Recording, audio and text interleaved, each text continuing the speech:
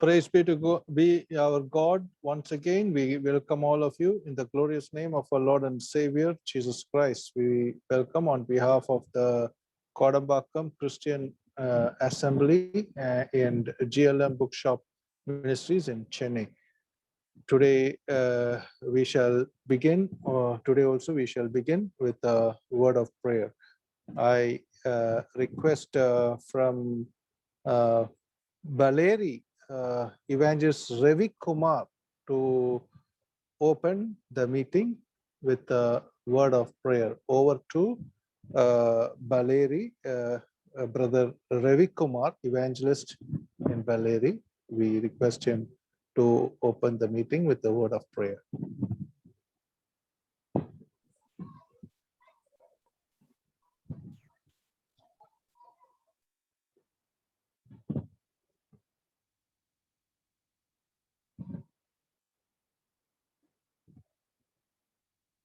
I request Evangelist John Kennedy from Virudhunagar to open the meeting with the word of prayer. Over to Brother John Kennedy in Virudhunagar. ஜெபம். அன்பின் பரலோக பிதாவே, நன்றியோடு துதிக்கிறோம், ஸ்தோத்திரிக்கிறோம். கடந்த ஒரு சில நாட்களாக புக் ஆஃப் தானியலிலிருந்து ஜான் பி தாமஸ் மூலமாக ஆழமான சத்தியங்களை கேட்டுக்கொண்டிருக்கிறோம். கர்த்தர் நீ செய்து வருகிற ஆண்டவரே, கொடுத்திருக்கிற எல்லா தாளந்துக்கும் நன்றி செலுத்துகிறோம். ஆண்டவரே, வேத புத்தகத்தை படிப்பது மாத்திரமல்லாமல் ஆண்டவரே, எங்களுடைய சொந்த நடைமுறையில இன்றைக்குடைய காலகட்டங்களிலே அதை ஒப்பிட்டு பார்க்கும்படியாக நல்ல ஆழமான சத்தியங்களை நாங்கள் கேட்டுக்கொண்டிருக்கிறோம். இப்பேற்பட்ட நல்ல வர முடியாத தாசர்களை எங்கள் மத்தியில் வைத்திருக்கிறேன், நாங்கள் நன்றி செலுத்துகிறோம். இன்றைக்கும் கூட ஆண்டவரே, நாங்கள் அந்த தானியல் புத்தகத்திலிருந்து ஆண்டவரே வரக்கூடிய நாட்களிலே சம்பவிக்கிற காரியங்களை நாங்கள் கேட்க இருக்கிறோம். கர்த்தர் இதுவரை எங்களுக்கு நேரத்தை நடத்தின தேவன் இனிமேலும் நடத்த முடியாத திருச்சமத்தில் ஜெபிக்கிறோம். எந்த நாளிலே செய்தி கொடுக்கிற தாசனுக்காகவும் அதை மொழிபெயர்க்கிற அருமையான சகோதரனுக்காக ஜெபிக்கிறோம். பாடல்கள் பாடுகிற அதே கூட இதுல இடைபெறுகிற எல்லா நபர்களுக்காக ஜெபிக்கிறோம். அதே போல இந்த ஜூம் இந்த கூடியக்காக நாங்கள் நன்றி செலுத்துகிறோம். இதுல எந்த ஒரு தொந்தரவுகளும் எந்த ஒரு இடைஞ்சொல்லாதபடிக்கு ஆண்டவரே நல்ல நேர்த்தியாக செய்து முடி கர்த்தர் கிருபை ஜெபிக்கிறோம். இந்த கூடுகையின் 6 முதல் கடைசி வரை தெய்வீக கரம், இரக்கம், தயவு எங்களை தாங்கும்படியாக இரட்சகர் மீட்பருமாகிய இயேசு கிறிஸ்து நாமத்தில் எங்கள் ஜெபங்கள் எடுக்கிறோம். எங்கள் ஜீவனுள்ள நல்ல பிதாவே, ஆமென்.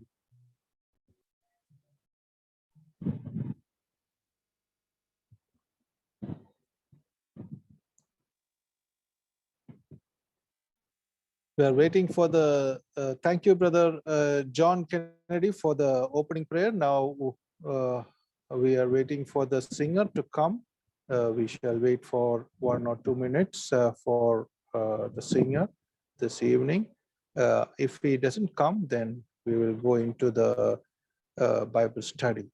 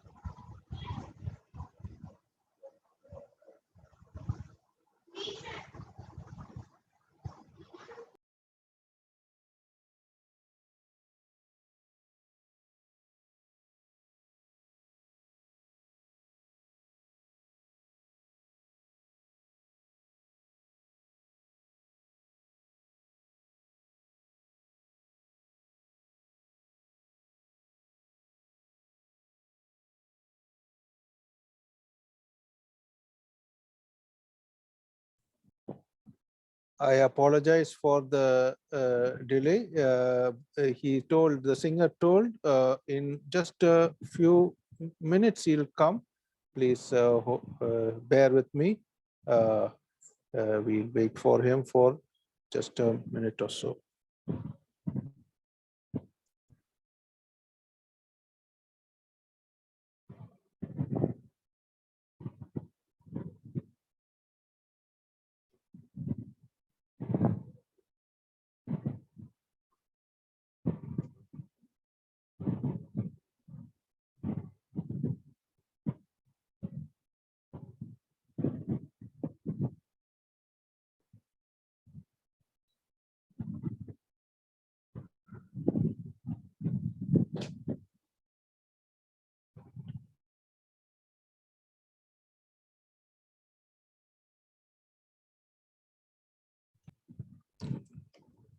Okay, we'll go into the Bible study. We welcome our dear Uncle John P. Thomas once again into this evening time to the Kodambakkam 298th Kodambakkam Zoom Bible study meeting. And we praise God for him having come in this Kodambakkam assembly. We give Sam Paul Peter a chance. He's come for the one song. Over to Brother Sam Paul Peter. Let us hand over the time to him to sing. Thank you so much, Uncle. I'm really sorry. Yeah. There was a power cut in our home, so it got late. No problem.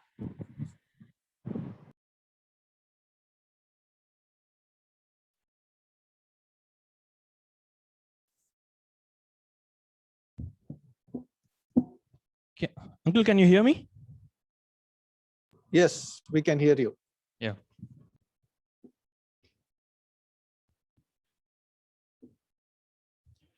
கர்த்தருடைய நாமம் மகிமைப்படுவதாக.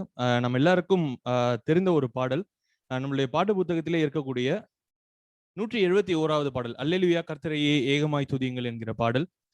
அனைவரும் சேர்ந்து பாடலாம். தெரிந்தவர்கள் என்னோட கூட சேர்ந்து பாடும்படியாக உங்களை கேட்டுக்கொள்கிறேன். உங்களுடைய ஆடியோ மியூட்லயே இருக்கட்டும், பாடல் மட்டும் அப்படியே பாடலாம்.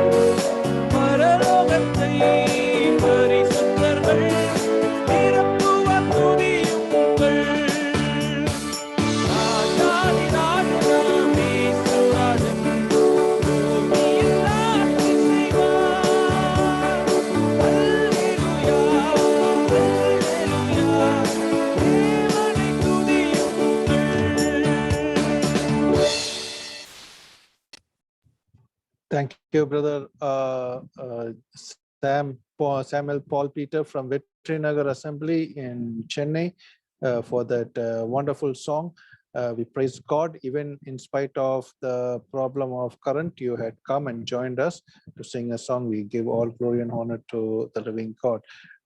We welcome all of you in the glorious name of our Lord and Savior Jesus Christ. We also welcome on behalf of the Kodambakkam Christian Brethren Assembly and the Gospel Literature Ministries Bookshop in Chennai.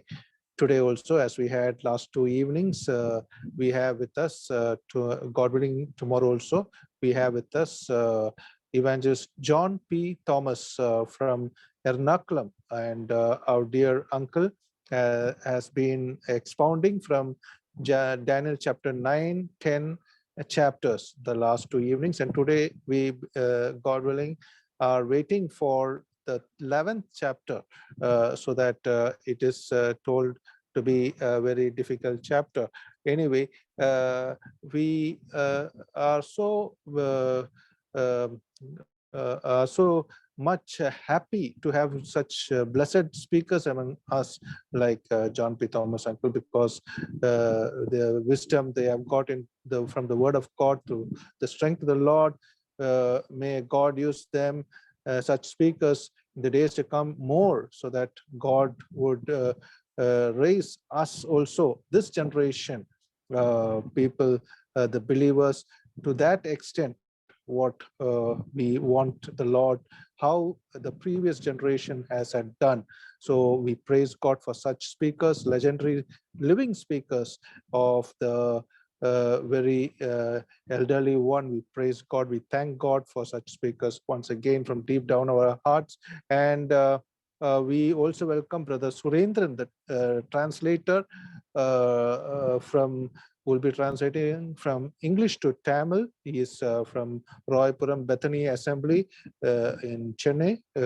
Please pray for both the dear ones. So for the prayer, we request from Kanyakumari, M. Selvaraj. I request Brother Kanyakumari, Brother Evangelist M. Selvaraj, to pray for the blessing of the message. Over to Brother M. Selvaraj in Kanyakumari.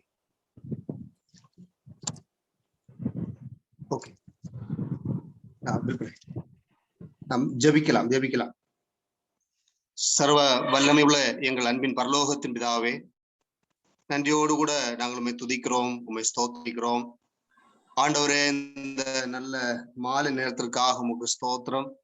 கர்த்தாவே, இந்த பூமியிலே ஒவ்வொரு நாளும் எங்களை வழிநடத்தி கொண்டு வந்த விதங்களுக்காக உமக்கு ஸ்தோத்திரம்.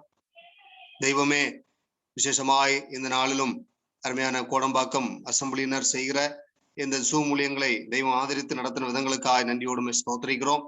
விசேஷமாய் அவர்கள் மூலமாய் ஆண்டவரே அநேக இடங்கள்ல இருந்து கர்த்தாவே உம்முடைய வெளியேறப்பட்ட தாசர்களை கொண்டு அருமையான செய்திகளை, ஆழமேறின செய்திகளை ஆண்டவர் தாமே கொண்டு வந்து கொண்டிருக்கிறதுக்காக நன்றியோடு ஸ்தோத்திரிக்கிறோம். இந்த நாட்கள்ல கர்த்தாவே அருமையான ஜான் பி தாமஸ் சங்கிள் மூலமாகவும் அருமையான கர்த்தாவே தானியேல் புஸ்தகம் 9, 10, 11 அதிகாரங்களிலிருந்து கர்த்தாவே நீர் விசேஷ விதத்துல இடைபடுகிறதுக்காய் ஸ்தோத்திரம். ஆண்டவர் நேற்றைக்கும் நாளும் கர்த்தாவே 8, 9, 10 அதிகாரங்களை கர்த்தாவே நாங்கள் தியானிக்க உதவிசற்காய் ஸ்தோத்திரம். தொடர்ந்து இன்றைக்கு 11ஆம் அதிகாரம் தியானிக்கும்படிக்கு அருமையான தாசனை கர்த்தர் அதுக்கென்று தெய்வம் பலப்படுத்தி இருக்கிறதுக்காய் ஸ்தோத்திரம். விசேஷமாய் மொழிபெயர்க்கிற அருமையான தாசன் சுரேந்திரன் ஸ்தோத்திரம். கர்த்தர் அவரையும் ஆசீர்வதித்து வல்லமையோடு கூட பயன்படுத்த போறதுக்காய் ஸ்தோத்திரம். தாராளம் வாக்குகளை தெய்வம் ஆண்டவரே நீ கொடுத்து ஆசீர்வதிக்கணும் நாங்கள் ஜெபிக்கிறோம். ஆண்டவரே, நீர் வாக்குகளை கொடுக்காவிட்டால் எங்களால் ஒன்றும் செய்ய முடியாது. எல்லாருக்கும் அது பிரயோஜனமா இருக்கும் விதத்துல கர்த்தர் அந்த வார்த்தைகளை கொடுக்கணுமே.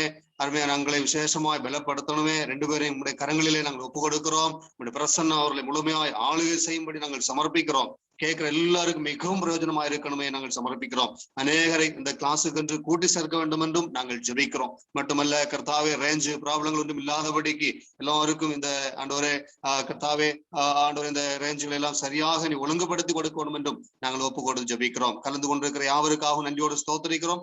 கோடம்பாக்கம் அசம்பிளிக்காய் ஸ்தோத்திரம். இந்த காரியங்கள் எல்லாவற்றுக்காய் ஸ்தோத்திரம். ஆண்டவரே, எங்கள் ஜெபம் கேட்டதுக்காய் ஸ்தோத்திரம். கர்த்தராகிய இயேசு கிறிஸ்து நாமத்தில் ஜெபிக்கிறோம், ஜீவனுள்ள எங்கள் நல்ல பிதாவே. Thank you, Brother Selvaraj from Kanyakumari for the prayer. Now we are going to Ernakulam to Brother John P. Thomas uncle and to Chennai, Brother Surendran. My loving greetings to dear brothers and sisters who are listening to me. என்னை கேட்டுக்கொண்டிருக்கிற அருமையான சகோதர சகோதரிகளுக்கு என்னுடைய அன்பின் வாழ்த்துக்களை நான் தெரிவித்துக் கொள்கிறேன். An assignment was given to me to take 4 chapters, last 4 chapters of book of Daniel. தானியேலுடைய 4 அதிகாரங்களிலிருந்து பேசும்படியான ஒரு பெரிய பொறுப்பு எனக்கு கொடுக்கப்பட்டிருக்கிறது. Kodambakkam assembly has given me a very tough job. மிகவும் கடினமான ஒரு வேலையை தான் கோடம்பாக்கம் சபையார் எனக்கு கொடுத்திருக்கிறார்கள். One of the most difficult passages to understand is actually the part which we are meditating. நாம் படித்துக் கொண்டிருக்கக்கூடிய இந்த வேத பகுதி தான் வேதத்திலேயே புரிந்து கொள்வதற்கு மிகவும் கடினமான பகுதிகளில் ஒன்று. I have been a prophecy student for more than 45 years. 45 ஆண்டுகளுக்கு மேலாக நான் தீர்க்க தரிசனத்தின் மாணவனாக இருக்கிறேன். But the most difficult passage from my own experience is Daniel chapter 11. ஆனால் என்னுடைய அனுபவத்திலிருந்து மிக கடினமான வேத பகுதி எதுவென்று சொன்னால் அது தானியேல் 11வது அதிகாரம்.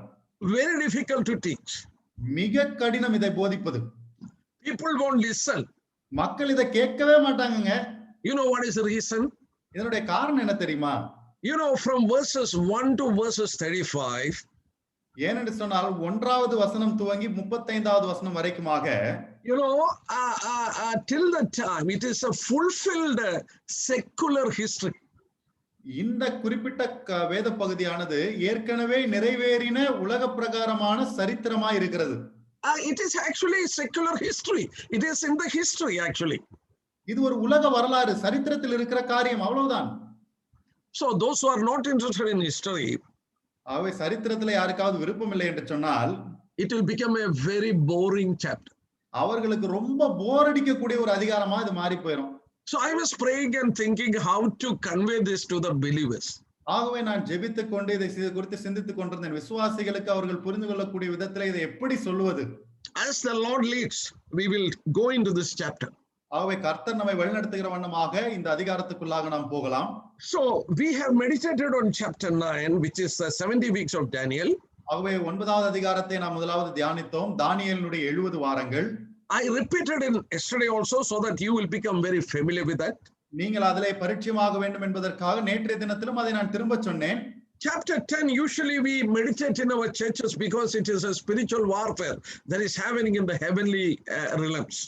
ஆகவே 10வது அதிகாரம் பொதுவாகவே நாம் சபையிலே சிந்திக்கக்கூடிய ஒரு அதிகாரம் தான். என்னென்று சொன்னால் அது ஆவிக்குரிய யுத்தத்தை குறித்து பேசப்படுகிறது. அது அங்கே பரலோகத்தினுடைய வான மண்டலங்களில் நடக்கக்கூடிய காரியங்களை பொறுத்ததானது. We are in a constant spiritual war. நாம் தொடர்ச்சியான ஆவிக்குரிய யுத்தத்திலே காணப்படக்கூடியவர்களாய் இருக்கிறோம். The Lord told, I will build my church and the gates of hell will not prevail it. கர்த்தர் சொல்லி இருக்கிறார், நான் என்னுடைய சபையை கட்டுவேன், பாதாளத்தின் வாசல்கள் அதை மேற்கொள்வதில்லை. So the gates of hell is always in constant warfare with the church. ஆகவே இந்த பாதாளத்தின் வாசல்களை பார்க்கும்போது எப்பொழுதுமே தொடர்ச்சியாக சபையோடு கூட போராடிக்கொண்டே யுத்தம் பண்ணிக்கொண்டே இருக்கிறது. At the time we leave also there is a war. நான் அங்கே விட்டு போகக்கூடிய நேரத்திலும் ஒரு யுத்தம் இருக்கிறது. Most of us doesn't understand that in the spiritual realm there is a war going on. நாம் வாழுகிற காலகட்டத்திலும் யுத்தம் இருக்கிறது. அநேகருக்கு புரியாத விஷயம் என்னவென்று சொன்னால் ஆவிக்குரிய மண்டலங்களிலே ஒரு யுத்தம் இருக்கிறது, போர் இருக்கிறது என்பதை அவர்கள் புரிந்து கொள்கிறதில்லை. One of the most beautiful passages to understand this is Daniel chapter 10. இந்த காரியத்தை மிகவும் தெளிவாக புரிந்து கொள்வதற்கு ஒரு அழகான வேத பகுதி எது என்று சொன்னால் தானியேல் 10வது அதிகாரம். What we read in chapter 6 of Ephesians, the principalities and powers in the heavenly realms, actually we see here, look at chapter 10. Once again, let me just tell you one word. ஆகவே எபேசியர் 6வது அதிகாரத்திலே நாம் பார்க்கக்கூடிய அந்த துரைத்தனங்களும் வான மண்டலங்களுடைய அந்த போராட்டங்களையும் குறித்து வாசிக்கிற காரியங்கள் எல்லாம் இந்த அதிகாரத்திலே 10வது அதிகாரத்திலே வரக்கூடியதாக இருக்கிறது. ஒரு வசனத்தை மட்டும் நான் உங்களுக்கு வாசிச்சு காமிக்கிறேன். We read about chapter 10 and verses 1, King Cyrus. அங்கே 10வது அதிகாரத்தில் நாம் வாசிக்கும் போது கோரேஸ் ராஜா அரசாண்ட Yeah, we are reading about Prince of, King Cyrus of Persia. He is the Prince of Persia. அவன் பெர்சியாவின் ராஜாவாகிய கோரேசை குறித்து நாம் வாசிக்கிறோம். அவன் அங்கே பெர்சியாவினுடைய இளவரசனாய் காணப்பட்டான். But he is on the throne. ஆனால் அவன் அங்கே சிங்காசனத்தில் இருக்கிறான். But look at verses 13. ஆனால் 13வது வசனத்தை பாருங்கள். But the prince of the kingdom of Persia, there is a prince, and from that passage we can understand it is not a normal human being, it is a spiritual being. அவன் பெர்சியாவின் ராஜ்யத்தின் அதிபதி என்று சொல்லி இன்னொரு ஒரு அதிபதியை குறித்து, ஒரு அரசனை குறித்து நாம் அங்கே வாசிக்கிறோம். இவன் ஒரு சாதாரண மனிதன் அல்ல, இது ஒரு ஆவிக்குரிய ஒரு நபராக காணப்படுகிறது. This is a spirit that is working behind the Persian King Cyrus. அவன் பெர்சிய அரசனாகிய கோரேசுக்கு உள்ளாக இருந்து அவனுக்கு பின்னாக இருந்து அவனை நடத்தக்கூடிய ஒரு ஆவிதான் இது. Keep it in mind, Satan is not omniscient. He is not like God, but he can rule the world through his deputies, those who are under him. Satan and his angels, yes. அவன் நீங்கள் மனதிலே வைத்துக் கொள்ள வேண்டியது என்னவென்று சொன்னால், சாத்தான் ஒன்றும் கடவுள் கிடையாது, ஆண்டவர் கிடையாது. அவனால உலகத்தை ஆட்சி செய்ய முடியாது. ஆனாலும் கூட அவனுடைய அந்த ஆட்சியாளர்களை வைத்து, அங்கே உலகத்தில் இருக்கக்கூடிய அவனுக்கு கீழாக இருக்கக்கூடிய அவனுடைய கையாள்களை வைத்து உலகத்தினுடைய பல காரியங்களை ஆட்சி செய்யக்கூடிய, கட்டுப்படுத்தக்கூடிய நிலைமையிலே சாத்தான் காணப்படுகிறான். We read him as Prince of Kingdom of Persia. ஆகவே நாம் அங்கே வாசிக்கும் போது பெர்சியா ராஜ்யத்தின் அதிபதி என்று அவனை குறித்து வாசிக்கிறோம். Yeah, but in verses 1 it is the king of Persia. Cyrus is, yeah. முதலாவது வசனத்தை பார்க்கும்போது பெர்சியாவினுடைய ராஜா என்று வாசிக்கிறோம். So see the difference? ஆகவே இந்த வித்தியாசத்தை பார்த்தீர்களா? Meditate and understand more about the spiritual warfare that is going behind us. ஆகவே நமக்கு அப்பாற்பட்டு மேலே நடக்கக்கூடிய அந்த ஆவிக்குரிய யுத்தத்தை குறித்து, போரை குறித்து நாம் அங்கே தியானித்து புரிந்து கொள்ள வேண்டியவர்களாய் இருக்கிறோம். The demons have fought with this angel for 21 days. 21 நாட்களாக இந்த பிசாசுகள் இந்த தூதனோடு கூட சண்டை போட்டன. Trying to keep God's special angel's message that was brought down to Daniel to make him understand about the future history. ஆகவே தேவனுடைய தூதன் வந்து தானியேலுக்கு அறிவிக்க இருந்த அந்த எதிர்காலத்தினுடைய வரலாற்றை குறித்த அந்த செய்திகளை எல்லாம் அறிவிக்காதபடிக்கு தடுக்கும்படி இந்த பிசாசுகள் எல்லாம் அவனோடு கூட போரிட்டது. God wanted to reveal to him and his people what will happen to them and to the world nations. ஆகவே அவனுக்கும் அந்த உலகத்தினுடைய தேசங்களுக்கும் ஜாதிகளுக்கும் என்ன நேரிடும் என்பதை தானியேலுக்கு வெளிப்படுத்த வேண்டும் என்று தான் தேவன் சித்தம் கொண்டிருந்தார். That's what we read in verses 14. அதைத்தான் நாம் 14வது வசனத்திலே வாசிக்கிறோம். Understand what will happen to your people in the later days. ஆகவே வரக்கூடிய நாட்களிலே உன்னுடைய மக்களுக்கு என்ன நடக்க போகிறது என்பதை நீ புரிந்து கொள். Always it refers to the time of the second coming of the Lord, later days. எப்பொழுதுமே இப்படிப்பட்ட காரியங்கள் எல்லாம் கர்த்தருடைய இரண்டாம் வருகையை குறிக்கக்கூடிய வாக்கியங்களாக இருக்கிறது. Now we come to chapter 11. இப்பொழுது நாம் 11வது அதிகாரத்துக்கு வருகிறோம். God was revealing about the king, that is Persian king. We read in chapter 10 that Cyrus was a Persian king. அங்கே பெர்சிய ராஜாவை குறித்து தேவன் அங்கே வெளிப்படுத்துகிறார். அங்கே நாம் 10வது அதிகாரம் முதல் வசனத்திலே வாசித்தோம், கோரேஸ் தான் பெர்சியாவினுடைய ராஜாவா இருக்கிறான் என்று. Now when we studied in the beginning that two kings were ruling, that is Darius of Medes and king of Persia Cyrus. நம்ம ஆரம்பத்திலே படித்த வண்ணமாக இரண்டு ராஜாக்கள் அங்கே ஆட்சி செய்கிறார்கள். மேதிய சாம்ராஜ்யத்தை சார்ந்த தரியு ராஜா, அதற்கப்புறமாக பெர்சியாவை சார்ந்த கோரேஸ் ராஜா. No, they made an alliance. Actually Darius is the uncle of Cyrus. ஆகவே அவர்கள் செய்த ஒரு அலசலிலே அவர்கள் கண்டுபிடித்தது என்னவென்று சொன்னால், இந்த தரியு ராஜாவை பார்க்கும்போது இந்த பெர்சிய ராஜாவாகிய கோரேசனுடைய மாமாவாக காணப்படுகிறார். And Darius was an old man. அந்த தரியு ராஜா ஒரு வயசான நபர்.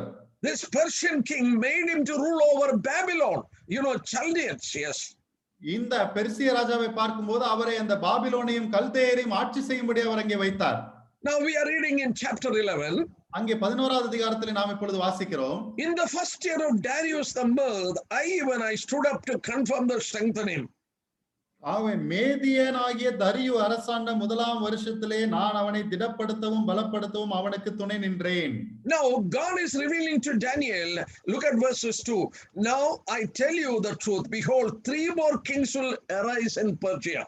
ஆகவே இப்பொழுது தேவன் சத்தியத்தை தானியேலுக்கு வெளிப்படுத்துகிறார். 2ஆம் வசனத்தை பாருங்கள். இப்பொழுது நான் மெய்யான செய்தியை உனக்கு அறிவிப்பேன். இதோ இன்னும் 3 ராஜாக்கள் பெர்சியாவில் எழும்புவார்கள். You know, already Cyrus the king is ruling. எங்கே பாருங்கள், ஏற்கனவே கோரேஸ் என்கிற ராஜா ஆட்சி செய்து கொண்டிருக்கிறான். He made Darius the Mede to rule the Chaldean area, where Babylonian kingdom was. ஆகவே அந்த கல்தேயர் பாபிலோனிய சாம்ராஜ்யம் இருக்கக்கூடிய அந்த பகுதி ஆட்சி செய்யும்படியாக அவன் தரியுவை ஏற்கனவே ஏற்படுத்தி இருக்கிறான். So these both were ruling. ஆகவே இவங்க 2 பேரும் இப்ப ஆட்சி பண்றாங்க. God revealed 3 more kings will arise in Persian kingdom. ஆனால் இப்பொழுது தேவன் வெளிப்படுத்துகிறார், பெர்சிய சாம்ராஜ்யத்தில் இன்னும் 3 ராஜாக்கள் எழும்புவார்கள்.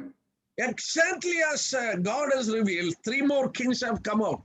தேவன் அங்கே சொன்ன வண்ணமாகவே அப்படியே 3 ராஜாக்கள் வந்தார்கள். There is Cambyses. It is difficult to pronounce the name. I will just tell you, 3 kings more has come there, literally.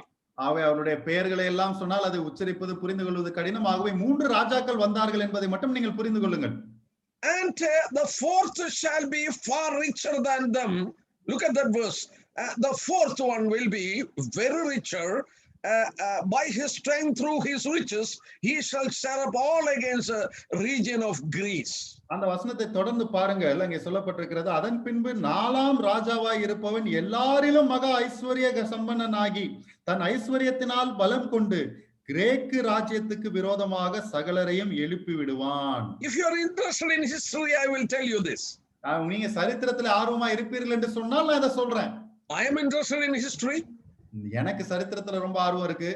Unless you are interested in history, you won't be able to study prophecy properly. உங்களுக்கு சரித்திரத்திலே ஆர்வம் இல்லை என்று சொன்னால் தீர்க்க தரிசன காரியங்களை எல்லாம் உங்களால் சரியாய் படித்து புரிந்து கொள்ள முடியாது. Keep it in mind, King Cyrus of Persia was ruling. ஆகவே மனதிலே வைத்துக் கொள்ளுங்கள், பெர்சியாவை சேர்ந்த கோரேஸ் ராஜா இப்பொழுது ஆட்சி செய்து கொண்டிருக்கிறான். God revealed that 3 more kings will arise. தேவன் இப்பொழுது வெளிப்படுத்துகிறார், இன்னும் 3 ராஜாக்கள் எழும்புவார்கள் என்று சொல்லி. Exactly like that, 3 more kings have come. அவர் சொன்ன வண்ணமாகவே 3 ராஜாக்கள் வந்தார்கள். But God is telling about the 4th king. ஆனால் இப்பொழுது ஆண்டவர் இங்கே 4வது ராஜாவை குறித்து பேசுகிறார். He will be richer, far richer than all of other king. ஆகவே இந்த 4வது ராஜா மற்ற எல்லா ராஜாக்களை காட்டிலும் மிகுந்த ஐஸ்வர்ய சம்பன்னனாய் இருப்பான். Do you know who is it? யார் அது தெரியுமா? We know him from Esther chapter 1 and 1. நமக்கு தெரியும், எஸ்தர் 1வது அதிகாரம் 1வது வசனத்திலே அதை குறித்து சொல்லப்பட்டிருக்கிறது.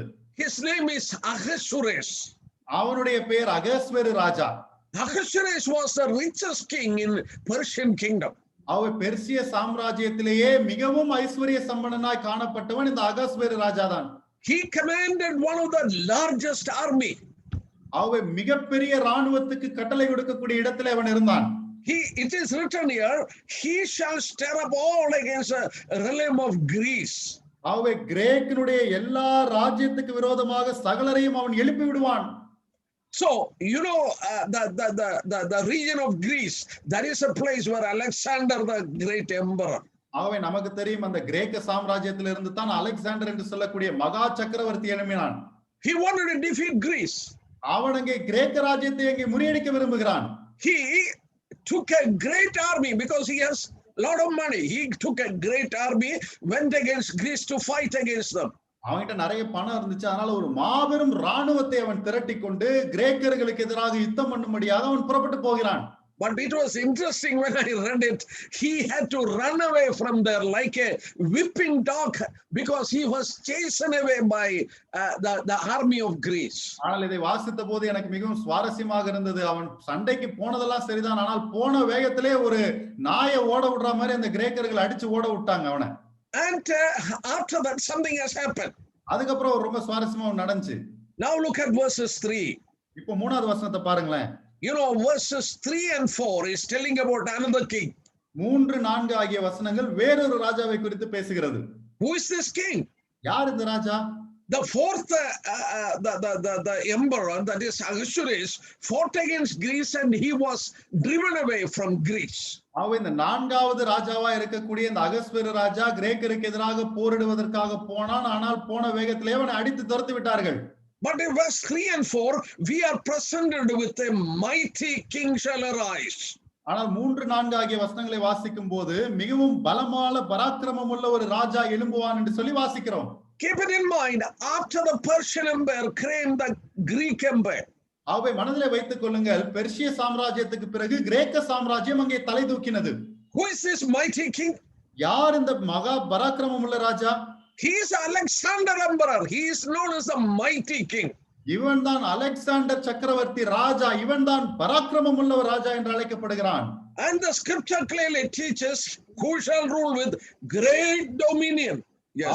வேதம் இங்கே தெளிவாக சொல்லுகிறது, அவன் அதிகமான ஆதிக்கத்தோடு கூட அவன் ஆட்சி செய்யக்கூடியவனாய் இருப்பான். That means his dominion, his ruling will be of great area. அப்படி என்று சொன்னால் அவனுடைய ஆதிக்கம், அவனுடைய ஆட்சியானது ஒரு பெரிய நிலப்பரப்பை ஆளக்கூடியவனாய் இருப்பான். This mighty king Alexander ruled from Europe till India. ஆகவே இந்த மகா பராக்கிரமம் உள்ள அலெக்சாண்டர் அங்கே ஐரோப்பா முதல் இந்தியா வரைக்கும் அவன் ஆட்சி செய்தான். Oh, it is literally history. ஓ நிச்சய அப்படி எழுத்தின்படியே இதுதான் சரித்திரம். But those who listen me, please listen that before this happened, God revealed Persians, there will be 3 more kings, and another will come who is Ahasuerus, which is a wealthy king.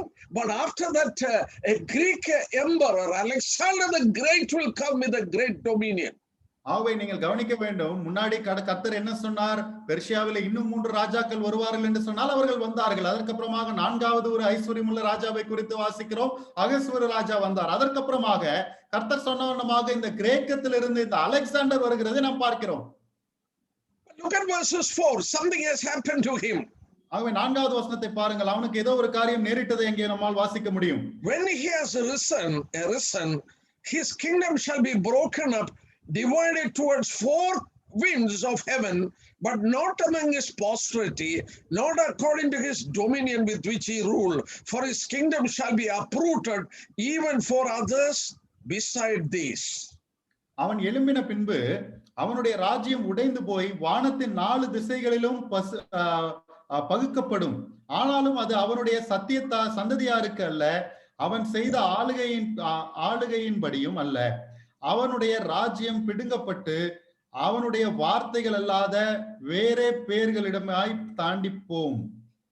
Yes, this great king, as we read here, mighty king, he was only 33 years of age. By the age of 33, he has conquered from Europe to India, mighty dominion. ஆகவே நாம் பார்க்கக்கூடிய இந்த மகா பராக்கிரமம் உள்ள இந்த ராஜா என்று சொல்லக்கூடியவன், இவனுக்கு 33 ஆண்டுகள் தான் ஆகுது. 33 வயசுலயே ஐரோப்பியாவிலிருந்து இந்தியா வரைக்குமாக இருக்கக்கூடிய எல்லா நிலப்பரப்பையும் ஆக்கிரமித்து அவன் ஆதிக்கம் செலுத்தக்கூடியவனாக ஒரு மாபெரும் ஆட்சியாளராக காணப்பட்டான். At this, the peak of his power, what happened? Kingdom shall be broken. He died and his kingdom was broken to 4 winds. அவன் அதிகாரத்தின் உச்சத்திலே இருந்தபோது, அவன் மரித்த போது அவனுடைய ராஜ்யங்கள் அங்கே 4 திசைகளிலும் பகுக்கப்பட்டது. You know what history teaches us? சரித்திரம் நமக்கு என்ன போதிக்கிறது தெரியுமா? We will read one more verse in Daniel chapter 8 and verses 8. இன்னொரு வசனத்தை கூட நான் வாசிக்கலாம். தானியேல் 8வது அதிகாரம் 8வது வசனம். This is exactly what we are studying now. இதைத்தான் நாம் இப்பொழுது படித்துக் கொண்டிருக்கிறோம். Look at verses chapter 8 and verses 8. Therefore the male goat is actually Alexander the emperor. The male goat grew very great, but when he became strong, the large horn was broken, and in place of it 4 notable ones came up towards the 4 winds of heaven. அப்பொழுது வெள்ளாட்டுக்கடா என்பது அலெக்சாண்டரை குறிக்கிறது. வெள்ளாட்டுக்கடா மிகுதியும் வல்லமை கொண்டது. அது பலம் கொண்டிருக்கையில் அந்த பெரிய கொம்பு முறிந்து போயிற்று. அதற்கு பதிலாக ஆகாயத்தின் 4 திசைகளுக்கும் எதிராய் விசேஷித்த கொம்புகள் 4 கொம்புகள் முளைத்தெழும்பினது.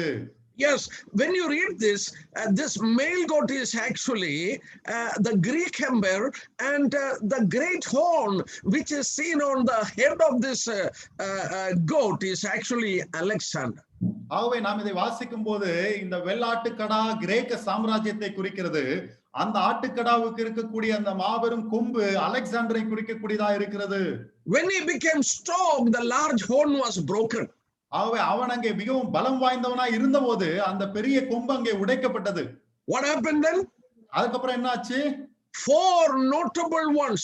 That means 4 horns came out of it instead of this one horn.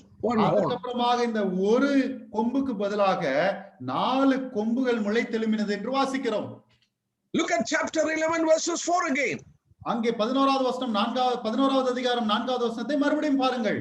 When he has arisen, his kingdom shall be broken up and divided towards four winds. His kingdom is clearly told here in these two passages will divide it into four. ஆகவே 4வது வசனத்தை நான் வாசிக்கும் போதும் அவன் எழும்பின போது அவனுடைய ராஜ்யம் உடைந்து போய் வானத்தின் 4 திசைகளுக்கும் பகுக்கப்படும் என்று வாசிக்கிறோம். இங்கேயும் இங்கே தெளிவாய் சொல்லப்பட்டிருக்கிறது அவனுடைய ராஜ்யம் 4 பகுதிகளாகும் என்று. And that fourth kingdom we read here, it will not go to his posterity. That means any of his children or relation. ஆனால் நாம் வாசிக்கிறோம் அந்த 4 பகுப்பாக போய்விட்டது அல்லவா, அது எதுவுமே அவனுடைய சந்ததிக்கு போகாது என்று வாசிக்கிறோம். அந்த மாதிரியே போல.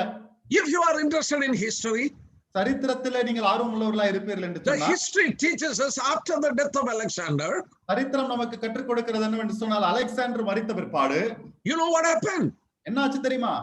You know, his general divided his kingdom into 4 parts. அவனுடைய தளபதி அவனுடைய ராஜ்யத்தை 4 பகுதிகளாக பிரித்தான். Alexander had a legal son. அலெக்சாண்டருக்கு அங்கே சட்டப்படியான குமாரன் ஒருவன் இருக்கிறான். He had an illegal son. அவனுக்கு சட்டத்துக்கு விரும்பான வேறு விதத்துல பிறந்த ஒரு குமாரனும் இருக்கிறான். He had a brother. அவனுக்கு ஒரு சகோதரன் இருக்கிறான். These generals, they have killed all his posterity. Actually, they were the people to sit on the throne, but they killed every one of them. ஆகவே இந்த தளபதிகளை பார்க்கும்போது அவனுடைய உறவினர்கள் இரத்த பந்தங்கள் எல்லாரையும் அவர்கள் கொன்று விட்டார்கள். ஆகவே அவர்கள் தான் நியாயமாய் பார்க்க வேண்டும் என்று சொன்னால் ஆட்சி பீடத்தில் அமர்ந்திருக்க வேண்டும் அலெக்சாண்டருக்கு பின்.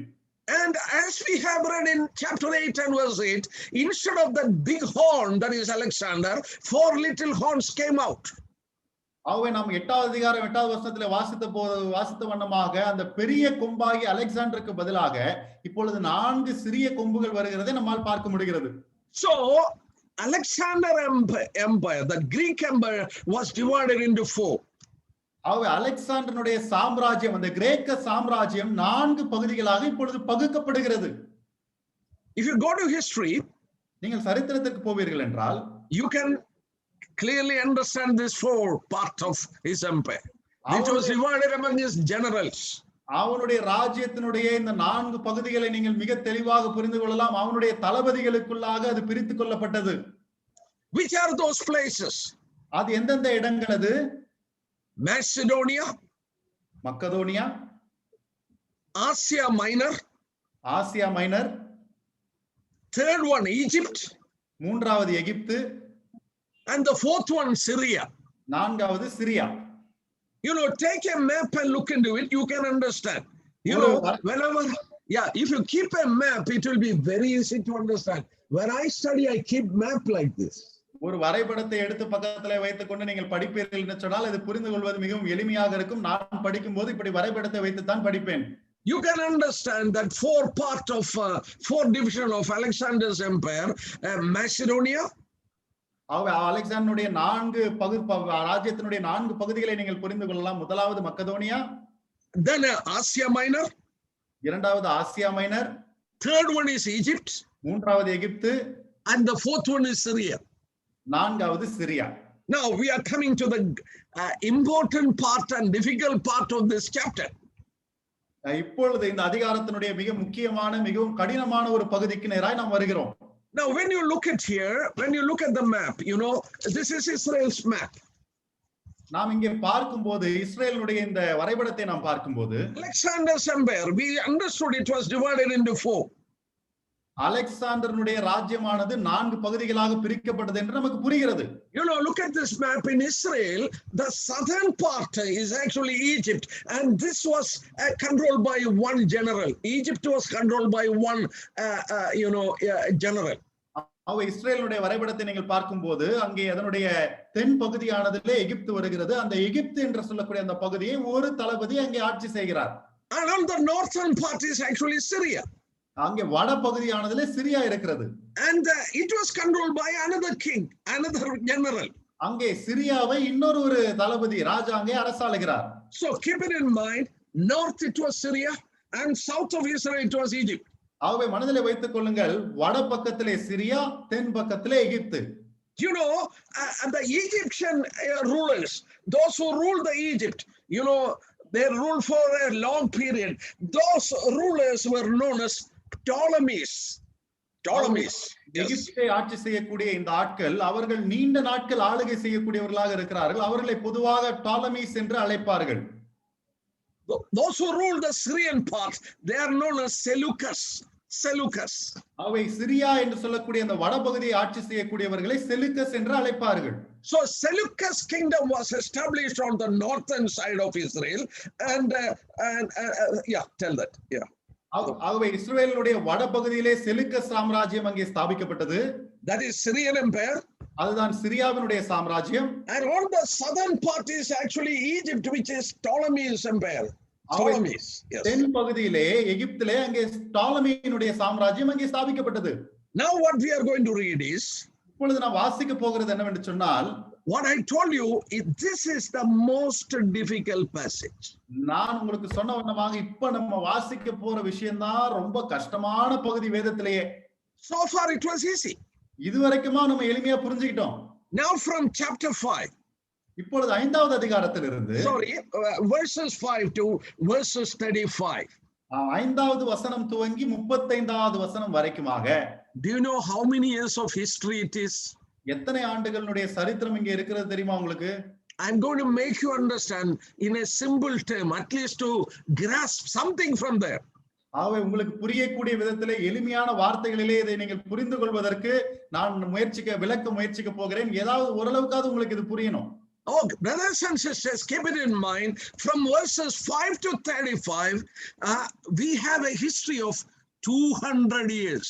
ஆகவே சகோதர சகோதரிகளை மனதிலே வைத்துக் கொள்ளுங்கள். 5 முதல் 35 வரை உள்ள வசனங்களிலே 200 ஆண்டுகளுடைய சரித்திரம் சொல்லப்பட்டிருக்கிறது.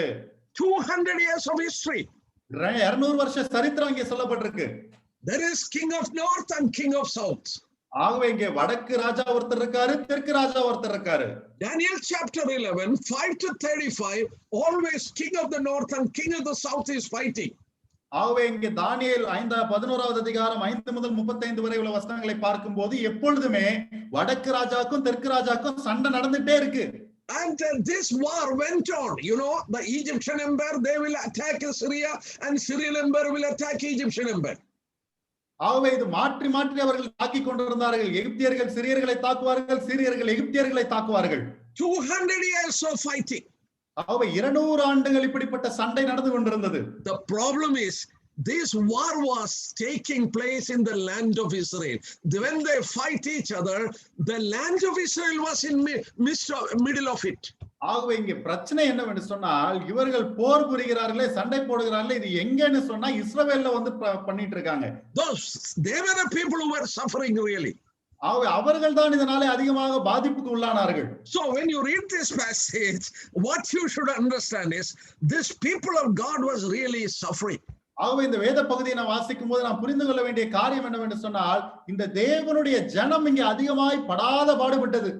You know, and this passage, in those days, there was a peace treaty. ஆகவே இங்கே பார்க்கும்போது இந்த பகுதியிலே அந்த நாட்களிலே சமாதான உடன்படிக்கை பண்ணுவாங்க. Do you know how this peace treaty was done? இந்த சமாதான உடன்படிக்கை எப்படி செய்யப்படும் தெரியுமா? This king, if for example, Egyptian king wanted to make a peace treaty with the northern king, what he will do is, he will take his daughter and give to this king. ஆகவே இந்த எகிப்திய ராஜா இங்க வடக்கு இருக்கக்கூடிய சீரிய ராஜாவினிடத்திலே உடன்படிக்கை பண்ண வேண்டும், சமாதானம் பண்ண வேண்டும் என்று சொன்னால் இவனுடைய மகளை எடுத்து அவனுக்கு கொடுப்பான். This way, it is something like cinema story. ஆகவே இந்த விதமாகத்தான் பண்ணுவார்கள். இது ஏதோ திரைப்படத்துல சினிமாவுல வர கதை மாதிரி இருக்கும். You have heard about a woman, a beautiful woman, about Cleopatra. Cleopatra என்று சொல்லக்கூடிய மிகவும் அழகான ஒரு பெண்ணை குறித்து நீங்கள் கேள்விப்பட்டிருப்பீர்கள். You know, she is the one who is told in verse 17. அங்கே 17வது வசனத்திலே சொல்லப்பட்டிருக்கக்கூடிய நபர் அந்த பெண் தான். You know, the Egyptian, it is Cleopatra was given as a peace treaty to the opposite king. ஆகவே அங்க எகிப்து மூலமாக அந்த எதிர் ராஜாவுக்கு கிளியோபட்ரா ஒரு சமாதான உடன்படிக்கையினுடைய அடையாளமாக கொடுக்கப்படுகிறாள். Oh, they are doing peace treaty by giving daughters to the opposite king. ஆகவே அங்கே எதிரில் இருக்கக்கூடிய ராஜாவுக்கு தங்களுடைய மகள்களை, பெண் பிள்ளைகளை கொடுப்பதன் மூலமாக இவர்கள் சமாதானம் பண்ணி கொண்டிருக்கிறார்கள். Some sort of cinema story, something like cinema story. ஆகவே ஏதோ ஒரு விதமான சினிமா கதையை போலத்தான் இது இருக்கிறது. Sometimes when peace treaty was done, already they will have a wife.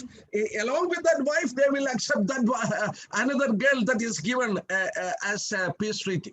ஆகவே இங்க சமாதானம் பண்ணும்போது நீங்க பாத்தீங்கன்னா இந்த ராஜாக்களுக்கு எல்லாம் ஏற்கனவே மனைவி வேற இருப்பாங்க. ஆனா மனைவி இருந்தாலும் பரவாயில்லன்னு சொல்லி அந்த பெண்ணையும் இவங்க சேர்த்து வாங்கிக்குவாங்க. Then one wife is poisoning others and killing. All these stories are here within 5 to 35 verses. ஆகவே அங்க ஒரு மனைவி கோவப்பட்டு அவங்க விஷம் வச்சு கொல்றாங்க. இப்படிப்பட்ட கதையெல்லாம் இங்க 5ல இருந்து 35 வரைக்கும் உள்ள வசனங்கள்ல நம்ம வாசிக்க முடியும். Why God has to give all details to us? ஏன் இப்படிப்பட்ட நுணுக்கமான விவரங்களை எல்லாம் தேவன் நமக்கு கொடுக்கிறார்? Keep it in mind, king of the north and king of the south. மனதிலே வைத்துக் கொள்ளுங்கள், வட தேசத்து ராஜா, தென் தேசத்து ராஜா. They have a part to play in the end time. அவர்கள் கடைசி காலங்களிலே செய்வதற்கென்று ஒரு சில காரியங்கள் இருக்கிறது. This history goes on for 200 years. ஆக இந்த சரித்திரமானது 200 ஆண்டுகளுக்கு போய்க்கொண்டே இருக்கிறது. Then I just wanted to tell you, one king is presented before us in verses 21. நான் இன்னொரு காரியத்தை உங்களுக்கு குறிப்பிட விரும்புகிறேன். 21வது வசனத்திலே இன்னொரு ராஜாவை குறித்து நாம் அங்கே வாசிக்கிறோம்.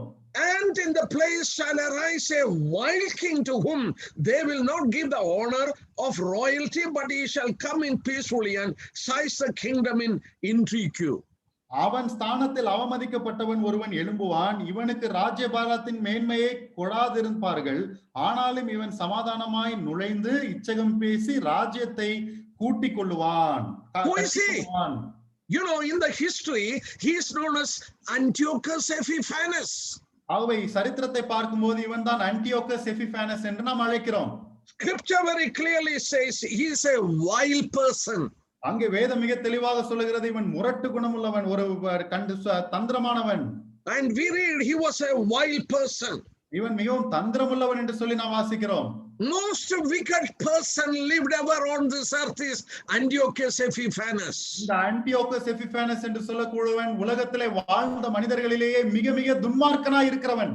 They don't want to give him kingdom, Syrian kingdom. Yes. அவனுக்கு சிறிய சாம்ராஜ்யத்தை கொடுப்பதற்கு அவர்களுக்கு விருப்பமில்லை. But he will take it in a crooked way. மிகவும் ஒரு சூசகமான விதத்திலே அவன் அதை அபகரித்துக் கொள்வான். We read here that he will come peacefully and seize the kingdom. அவன் இங்கே நாம் வாசிக்கிறோம், அவன் சமாதானமாய் நுழைந்து இச்சகம் பேசி ராஜ்யத்தை கட்டிக்கொள்வான். You know, actually his brother's son, his brother died, his brother's son had to rule on the throne. ஆகவே இதை சரித்திரத்தை பார்த்தால் அவனுடைய சகோதரன் தான் ராஜாவாக இருந்தார். அவர் மரித்த போது அவனுடைய சகோதரனுடைய மகன் தான் ஆட்சிக்கு வந்திருக்க வேண்டும். But as the Bible says, by craftiness, by cunningness, he took that throne, and they don't want to give him, but he has taken it in a cunning way. ஆனால் வேதத்திலே நாம் வாசிக்கும் போது அவனுடைய அந்த குறுக்கு புத்தியினாலே, அவனுடைய தந்திரத்தினாலே அவன் காரியங்களை எல்லாம் செய்து ராஜ்யத்தை அவன் எடுத்துக்கொண்டான். மக்களுக்கு அவனுக்கு கொடுக்கிறது விருப்பம் இல்லை, ஆனாலும் அவன் தன்னுடைய தந்திரத்தின் மூலமாக இதை அபகரித்துக் கொண்டான். He was known as a mad man. இவன் ஒரு பைத்தியக்கார மனுஷன் என்று அழைப்பார்கள்.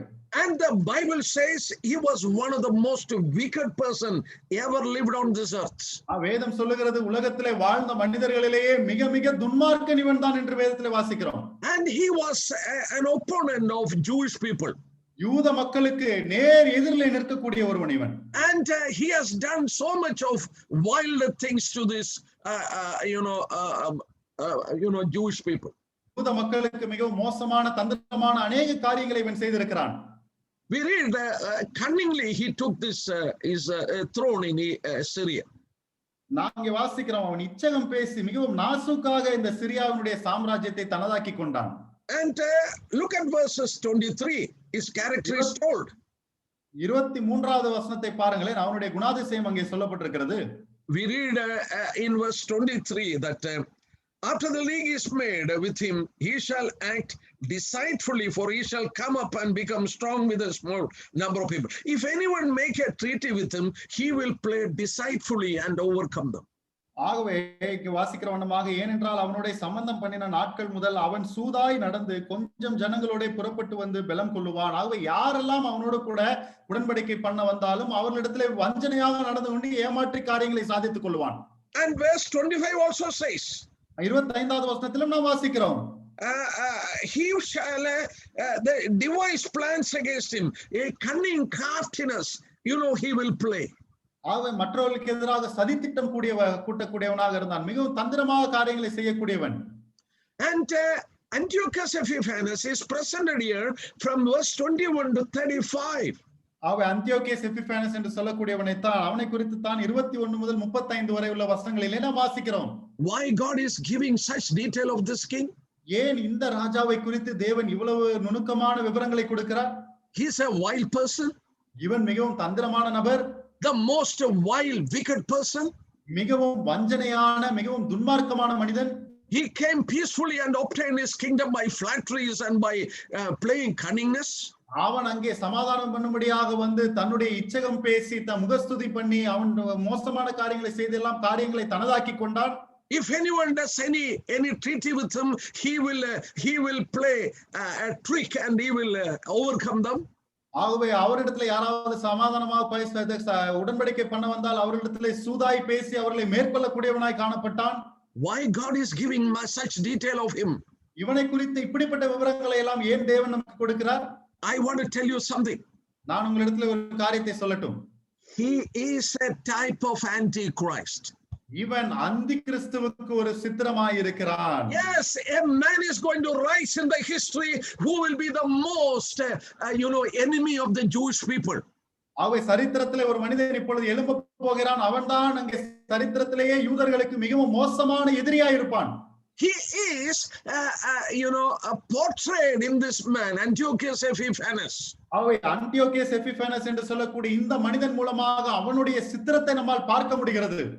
What he has done from this passage, if you read, we can understand what Antichrist is also going to do with the Jewish people. இவன் இந்த வேத பகுதியில என்ன செய்திருக்கிறான் என்பதை நாம் பார்க்கும்போது அந்தி கிறிஸ்து யூத மக்களுக்கு எப்படிப்பட்ட மோசங்களை செய்வான் என்பதை நம்மால் ஓரளவுக்கு புரிந்து கொள்ள முடியும். The Jewish people have really suffered under him. அவனுக்கு அடியிலே யூத மக்கள் மிகவும் கஷ்டப்பட்டார்கள். But sorrowful events have happened. They were being killed by this man. மிகவும் துக்ககரமான விஷயங்கள் எல்லாம் அங்கே நடந்திருக்கிறது. இவனால் அவர்கள் எல்லாம் கொலை செய்யப்பட்டிருக்கிறார்கள். But Christ has told us, the coming suffering, Matthew 24 and 21, it cannot be compared to any other time. ஆகவே மத்தேயு 24 21 நாம் வாசிக்கிற வண்ணமாக வரப்போகிற அந்த பாடுகள் உபத்திரவங்கள் என்று சொல்லக்கூடியதெல்லாம் இதுவரை இருந்தது போல் இல்லாமல் இதை விட மிக மோசமாய் இருக்கும். We are going to see some of it. அதிலே ஒரு சில காரியங்களை நாம் பார்க்க போகிறோம். And God is bringing this history of Antiochus Epiphanes into verses 35. Look at verse 35. ஆகவே 35வது வசனத்தை நாம் பார்ப்போம் என்று சொன்னால் இந்த அந்தியோகேஸ் எபிஃபானஸ்னுடைய அந்த வரலாற்றை கர்த்தர் அங்கே கொண்டு வருகிறார். Until the time of the end. ஆகவே முடிவு பரியந்தம். And look at verses 40. அங்கே 40வது வசனத்தை பாருங்கள். At the time of the end. முடிவு காலத்திலோ வென்றால். So as the Lord is presenting us the history of Antiochus Epiphanes of Syria, it is leading us, bringing us into the end time. ஆகவே அங்கே கர்த்தர் அங்கே சிரியாவினுடைய ராஜாவா இருக்கக்கூடிய அந்தியோகியஸ் எபிஃபானஸ்னுடைய சரித்திரத்தை சொல்லும்போது இது நம்மை கடைசி காலங்களுக்கு நேராக நடத்துகிறது. What is the things God has revealed to us here? ஆகவே இங்கே எப்படிப்பட்ட காரியங்களை எல்லாம் தேவன் நமக்கு வெளிப்படுத்தி காண்பித்திருக்கிறார். Look at verses 36. 36வது வசனத்தை பாருங்கள். The king shall do according to his own will. ராஜா தனக்கு இஷ்டமானபடி செய்து. What does it mean? அதனுடைய அர்த்தம் என்ன? He is a willful king. In other words, he will be an absolute monarch. அவன் தான் இஷ்டத்துக்கு செய்யக்கூடியவன். அங்கே அப்படிப்பட்ட ஒரு அவன் சர்வாதிகாரம் கொண்டவனாக காணப்படுகிறான். Yes, self-willed dictator. ஆகவே அவனே தன்னை ஒரு சர்வாதிகாரியாக அமைத்துக் கொண்டான். He cannot be controlled by a parliament or a congress or a council. He will be a willful king. ஒரு அரசாங்கமோ ஒரு அமைப்போ ஒரு குழுவோ அமைச்சரவையோ அவனை கட்டுப்படுத்த முடியாது. அவன் இஷ்டத்துக்கு தான் அவன் செய்வான். This is what we read. He will be a dictator. He will do according to his own will. அதைத்தான் நாம் இங்கே வாசிக்கிறோம். அவன் அங்கே ஒரு சர்வாதிகாரியாக காணப்படுவான். அவன் இஷ்டத்துக்கு அவன் செய்வான். That is what the Antichrist is going to do. இதைத்தான் அந்தி கிறிஸ்துவும் செய்ய போகிறான். Now again we read here something more. மறுபடியும் இங்கே நாம் ஒரு சில காரியங்களை வாசிக்கிறோம். Look at the second part of verse 36. He shall exalt and magnify himself. He shall exalt himself and magnify himself. அங்கே நாம் தொடர்ந்து வாசிக்கும் போது தன்னை உயர்த்தி எந்த தேவனிலும் தன்னை பெரியவனாக்கி. Yes, he is going to exalt above every god. அவன் எல்லா தேவர்களுக்கும் மேலாக தன்னை பெரியவனாக்கிக் கொள்ளுவான். I just want to read at least 1 or 2 verses. Turn with me to 2 Thessalonians. We have to come back here. நாம் மறுபடியும் இங்கே வருவோம். அதற்கு முன்பாக 1-2 வசனங்களை நான் வாசிக்கலாம். என்னோடு கூட 2 தெசலோனிக்கேயருக்கு திருப்பிக் கொள்ளுங்கள். We will read what Paul has wrote about this man. இந்த மனிதனை குறித்து அப்போஸ்தலனாகிய பவுல் என்ன எழுதி இருக்கிறார் என்பதை நான் வாசிக்கலாம். No, we will read chapter 2 Thessalonians chapter 2. 2 தெசலோனிக்கேயர் 2வது அதிகாரம். Look at verses 4. He is speaking about this Antichrist. 4வது வசனத்தை பாருங்கள். அவன் அந்தி கிறிஸ்துவை குறித்து இங்கே பேசுகிறான். Look at verses 4. 4வது வசனம். Who opposes and exalts him above all that is called a god or that is worshipped, so that he sits as God in the temple of God, showing himself that he is God. அவன் எதிர்த்து நிற்கிறவனையும் தேவன் எனப்படுகிறது எதுவோ ஆராதிக்கப்படுவது எதுவோ அவைகள் எல்லாவற்றுக்கும் மேலாக தன்னை உயர்த்துகிறவன் எவனையும் உயர்த்துகிறவனாயும் தேவனுடைய ஆலயத்தில் தேவன் போல உட்கார்ந்து தன்னைத்தான் தேவன் என்று காண்பிக்கிறவனாயும் இருப்பான். Is it not we read in Daniel chapter 11 verse 36? தானியேல் 11:36ல இதைத்தானே நாம் வாசித்தோம். He shall exalt and magnify himself above every god. எல்லா தேவர்களுக்கும் மேலாகவும் தன்னை பெரியவனாக்கி அவனே உயர்த்திக் கொள்வான். This is what Jesus told in Matthew 24:15. இதைத்தான் ஆண்டவராகிய இயேசு கிறிஸ்து மத்தேயு 24:15 சொல்லி இருக்கிறார். When you see the abomination of desolation standing in the holy place, அந்த பரிசுத்த ஸ்தலத்திலே அங்கே அருவருப்பான அந்த காரியம் நிற்கும் போது, as Paul told, he will sit in the temple and say he is a god and everyone has to worship him. Pavul அங்கே சொன்ன வண்ணமாக இவன் தேவாலயத்திலே அங்கே உட்கார்ந்து கொண்டு நான் தான் தேவன் எல்லாரும் என்னை ஆராதிக்க வேண்டும் என்று சொல்லி அவன் முறையிடுவான். He will be a willful king. We read first, he will be a king who will do according to his own will. ஆகவே நாம் முதலாவது வாசித்த வண்ணமாக இவன் தன்னுடைய இஷ்டத்தின்படி செய்யக்கூடிய ராஜாவாய் இருப்பான். Not only that, he will be anti-Christian, anti-Jewish and anti-God. Everything that is named as God, he will make himself above that. அது மட்டுமல்லாமல் தேவன் என்று அழைக்கப்படுவது எதுவோ அது எல்லாவற்றுக்கும் மேலாக தன்னைத்தானே அவன் உயர்த்திக் கொள்வான், பெரியவனாக்க முயற்சிப்பான். அவன் கிறிஸ்தவர்களுக்கு எதிரானவன், யூதர்களுக்கு எதிரானவன், தேவனுக்கு எதிரானவன். Now look at verse 37. இப்பொழுது 37வது வசனத்தை பாருங்கள். He shall regard neither the God of his fathers nor the desire of woman. He shall not regard the God of his fathers. அங்கே அவன் தன் பிதாக்களின் தேவர்களை மதியாமலும். So many think that he will be a Jewish man. That is the reason it is written like this. அநேகர் நினைக்கிறார்கள் இவன் ஒரு யூத மனிதனாகத்தான் இருக்க வேண்டும், ஆகவே தான் இது இப்படி எழுதப்பட்டிருக்கிறது என்று நினைக்கிறார்கள். But we can understand from other passages, Antichrist will be a Gentile rising up from the previous Roman Empire. ஆகவே நாம் அங்கே மற்ற வேத பகுதிகளை வாசிக்கும் போது அந்தி கிறிஸ்து ஒரு புறஜாதியாகத்தான் இருக்க வேண்டும், அவன் ரோம சாம்ராஜ்யத்திலிருந்து தோன்றக்கூடியவனாய் இருப்பான். But what is the meaning? He don't regard neither the God of his father.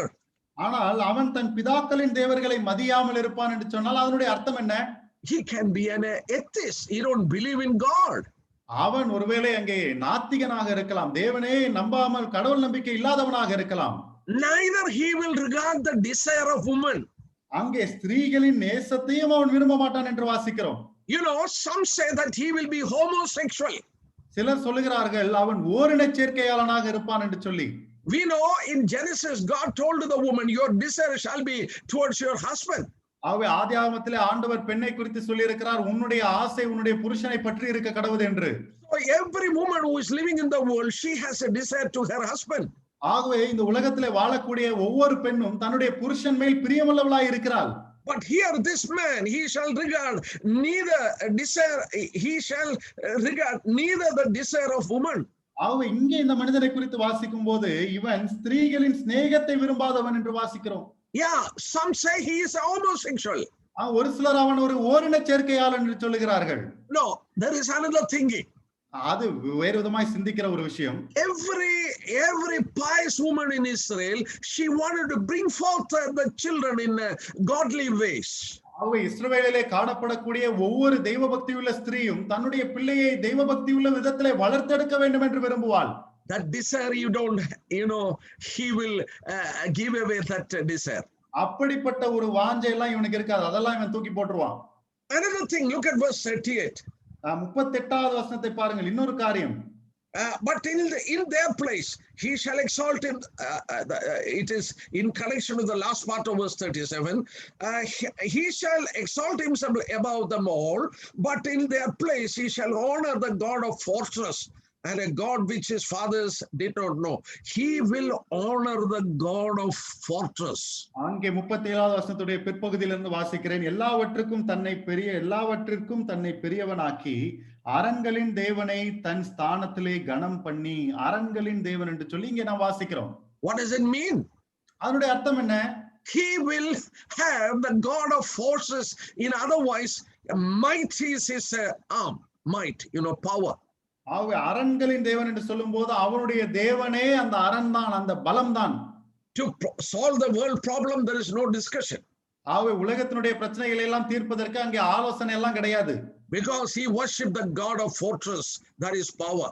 ஏனென்றால் வல்லமை, சக்தி என்று சொல்லக்கூடிய அந்த அரண்களின் தேவனை தான் அவன் ஆராதிக்கிறான். Another thing we read in verses 38. 38வது வசனத்துல நான் வாசிக்கக்கூடிய இன்னொரு காரியம். Honor God of fortress and a God which his fathers did not know. He shall honor with gold and silver, with precious stones and pleasant things. தன் பிதாக்கள் அறியாத ஒரு தேவனை பொன்னினாலும் வெள்ளியினாலும் ரத்னங்களினாலும் உச்சிதமான வஸ்துக்களினாலும் கனம் பண்ணுவான். As we study about him, chapter 13 of Revelation, அவனை குறித்து நாம் வெளிப்படுத்தின விசேஷம் 13வது அதிகாரத்திலே நாம் படிக்கும்போது, Satan will give his authority, power and throne. ஆகவே பிசாசு தன்னுடைய வல்லமையும் அதிகாரத்தையும் சிங்காசனத்தையும் அங்கே கொடுக்கிறான். So what I was telling you is, you can understand the character of Antichrist when you study about the Antiochus Epiphanes. ஆகவே நான் இங்கே சொல்ல வருகிற விஷயம் என்னவென்று சொன்னால், இந்த அந்தியோக்கியஸ் எபிஃபானஸ் என்று சொல்லக்கூடியவனை குறித்து நாம் படிக்கும்போது இவனிலே அந்தி கிறிஸ்துவனுடைய குணாதிசயங்களை நாம் படித்துக் கொள்ளலாம். A willful king, ஒரு தன் இஷ்டத்துக்கு செய்யக்கூடிய ராஜா, exalting himself above God. தேவனுக்கு மேலாக தன்னைத்தானே பெரியவனாக்கி கொள்ளக்கூடியவன். He is anti-God and anti-Jewish people and Christian people. தேவனுக்கும் யூதர்களுக்கும் கிறிஸ்தவர்களுக்கும் எதிரிடையா இருக்கக்கூடியவன். He don't respect the desire of woman. அங்கே பெண்களின் சிநேகத்தை விரும்பாதவன். He will be honoring the God of forces. ஆகவே இங்கே அரண்களின் தேவனை, அங்கே வல்லமையின் சக்தியின் தேவனை கனப்படுத்தக்கூடியவன் இவன். Satan will give him the power and authority. அங்கே பிசாசு இவனுக்கு வல்லமையும் அதிகாரத்தையும் கொடுப்பான். That is the reason God told in Revelation 12:12. ஆகவே இந்த காரணத்துக்காகத்தான் வெளிப்படுத்தின விசேஷம் 12:12 கர்த்தர் சொல்லி இருக்கிறார், This man will be empowered by Satan. ஆகவே இந்த மனிதனானவன் பிசாசினால் மேற்கொள்ளப்படுவான். And God says, woe to the inhabitants of earth and sea. At this time, woe to the people who are living on this earth. ஆகவே அவர் கர்த்தர் சொல்லுகிறார், இந்த காலத்திலே பூமியிலே வாழக்கூடிய மக்களுக்கு ஐயோ, the terrible time is going to come. அந்த மிக மோசமான கொடிய காலம் வரப்போகிறது. One of the difficult time Jewish people faced was the ruling of Antiochus Epiphanes, but there is going to come another person who is going to make their life miserable. ஆகவே அந்தியோக்கியஸ் எபிஃபானஸ் ஆட்சி செய்த போது யூதர்களுடைய வாழ்க்கை படாத பாடுபட்டது. ஆனால் எதிர்காலத்தில் இன்னொரு நபர் வரப்போகிறான். அவன் ஆளுகை செய்யும் போது இதை காட்டிலும் யூதர்களுடைய வாழ்க்கை அங்கே சின்னாபின்னமாய் போகும். We will meditate on the remaining passage and chapter 12 and next day, tomorrow. ஆகவே இங்கே மீதி இருக்கக்கூடிய வேத பகுதிகளையும் 12வது அதிகாரத்தையும் சேர்த்து நாளைக்கு நாம் சிந்திக்கலாம். Thank you very much. உங்களுக்கு நன்றி. I try to make it very simple for you to understand this difficult passage. Yes. இந்த கடினமான பகுதிகளை மிக எளிமையான விதத்தில் நீங்கள் புரிந்து கொள்வதற்கு என்னாலான முயற்சியை நான் செய்திருக்கிறேன். May God bless you. தேவன் உங்களை ஆசீர்வதிப்பாராக. Praise be to God. We thank this time for how the Lord has spoken through John P. Thomas uncle, even this evening time. May the good Lord be with him. We praise God for him. How the 11th chapter of Daniel has been expounded in a more elaborate way how it has been related with the Antichrist, and we have learned from the 5th to 35th verse what all that has to happen, or we would know the intensity of that person. Anyway, let us pray that God will use us more during these times when we have a great opportunity to tell the gospel, even when such people are not there. So may we thank our dear Uncle John P. Thomas once again for this day, for this evening, for being with us and expounding from Daniel chapter 11.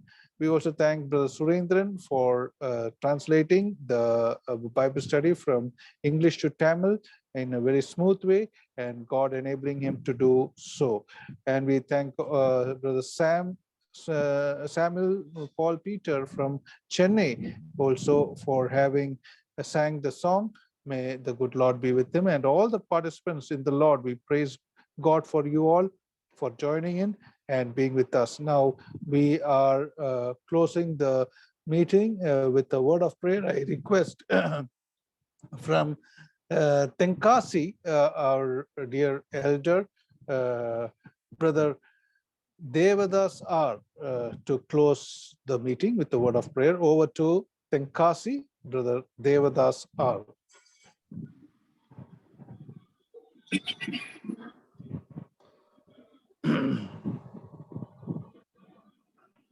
ஜெபிப்போம்.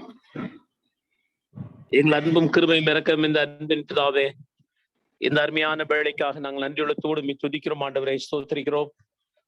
உம்முடைய விலையேறப்பட்ட சமூகத்திலே நாங்கள் கடந்து வந்து ஆண்டவரே, கடந்த 3 நாட்களாக ஆண்டவரே தானியேல் தீர்க்கதரிசனத்திலே 9, 10, 11 அதிகாரத்தில் உள்ள காரியங்களை குறித்து ஆண்டவரே தெளிவாக சிந்திக்கும்படியாக எங்களுடைய அருமையான மூத்த சோழர் ஆண்டவரே ஊழியர் ஜான் பி தாமஸ் அவர்கள் மூலமாக நீர் எங்களோடு கூட பேசி வருகிற கிருபைக்காக நாங்கள் நன்றி செலுத்துகிறோம்.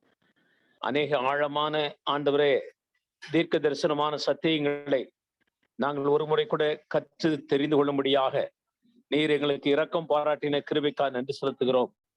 இந்த நாளிலும் கூட ஆண்டவரே அந்தி கிறிஸ்துவுக்கு அடையாளம் இருக்கிற அந்த ஆண்டவரே ராஜாவை குறித்து நாங்கள் சிந்தித்தோம். அவருடைய நடவடிக்கைகள், அவருடைய கிரியைகள், அவருடைய செயல்கள் ஒவ்வொன்றும் ஆண்டவரே எவ்வளவு கொடியதாக, வஞ்சகமாக, சூதாக ஆண்டவரே யூதர்களுக்கு விரோதமாய் செயல்பட்ட அனுபவத்தை குறித்தும் நாங்கள் பார்த்தோம். ஆண்டவரே, இந்த கடைசி நாட்களில் வாழக்கூடிய நாங்களும் கூட இவைகளெல்லாம் அந்தி கிறிஸ்துவனுடைய அடையாளத்திற்கான காரியங்கள் ஆண்டவரே அவருடைய வருகையிலே எப்படித்தான் இருக்கும் என்பதை நாங்கள் உணர்ந்து மிகவும் ஞானமாய், விவேகமாய், கர்த்தருக்கு பிரியமான சாட்சி விழும்படியாக எங்களுக்கு இரக்கம் பாராட்டம் இந்த சமூகத்தை வேண்டும் செய்கிறோம். எடுத்து உபயோகப்படுத்தின அருமையான ஊழியர் ஜான் பி தாமஸ் அவர்களுக்காக நாங்கள் ஜெபிக்கிறோம்.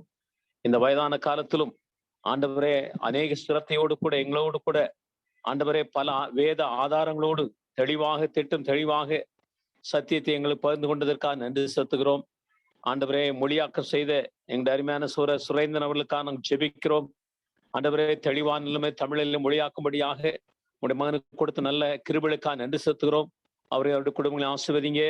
அருமையான ஊழியக்காரர் அவருடைய குடும்பங்களை ஆசீர்வதிங்க. தொடர்ந்து இந்த நாளில் கூட இந்த இணைப்பிலே கடந்து வந்திருக்கிற அருமையான தேவனுடைய பிள்ளைகள் ஒவ்வொருவரையும் உம்முடைய நேச கரத்தை ஒப்புக்கொண்டு ஜெபிக்கிறோம்.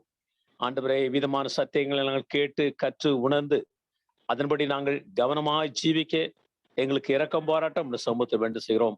வரும் நாட்களிலும் ஆண்டவரே உம்முடைய கிருபை எங்களோடு கூட இருக்கட்டும். நாளை தினத்திலும் நாங்கள் சிந்திக்க போகிற காரியத்தை எங்களோடு கூட நீர் பேசுவீராக.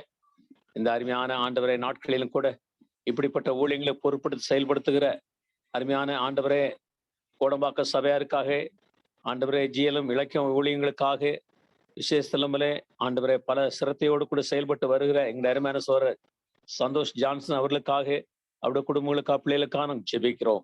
ஆண்டவரே மனுக்கு வேண்டிய கிருபைகளையும் தொடர்ந்து கொடுத்து பயன்படுத்துங்க. உடைய நாமத்தை மேம்படுத்துங்க. பாடல் மூலமாய் கர்த்தரை மேம்படுத்த அருமையான பிள்ளைகளுக்காக நன்றி செலுத்துகிறோம். ஆண்டவரே அவர்களையும் தொடர்ந்து நீர் பயன்படுத்துவீராக. நீர் எங்களை பாராட்டி எல்லா விதமான நன்மைகளுக்காக நன்றியோடு துதிக்கிறோம். எல்லா கனம் துதி மெய்மெல்லாவற்றை நீர் எடுத்துக்கொள்ளும். அன்பி ரட்சகர் மீட்கும் ஆண்டவருமாகிய இயேசு கிறிஸ்துவின் இன்ப நாமத்தில் கெஞ்சி முன்னாடி கேட்டுக்கொள்கிறோம். எங்கள் ஜீவனுள்ள நல்ல பிதாவே, ஆமேன். என் ஆத்துமாவே கர்த்தரை ஸ்தோத்திரி, என் முழுலமே அவருடைய பரிசுத்த நாமத்தை ஸ்தோத்திரி. என் ஆத்துமாவே கர்த்தரை ஸ்தோத்திரி, கர்த்தர் செய்த சகல உபகாரங்களையும் மறவாதே. ஆமென். நம்முடைய கர்த்தராகிய இயேசு கிறிஸ்துவின் கிருபையும் பிதாவாகிய தேவனுடைய அன்பும் பரிசுத்த ஆவியானுடைய அந்யோன்ய ஐக்கியமும் நாம் அனைவரோடும் இன்றும் என்றும் சதா காலங்களில் இருப்பதாக. ஆமென். ஆமென். Amen. Thank you, Brother Devadas from Tenkasi for the closing prayer. Now we are closing here and we praise God for all of you. Tomorrow, God willing, at 6:45, we'll meet. Till then, may the blessed Lord be with all of us. God bless.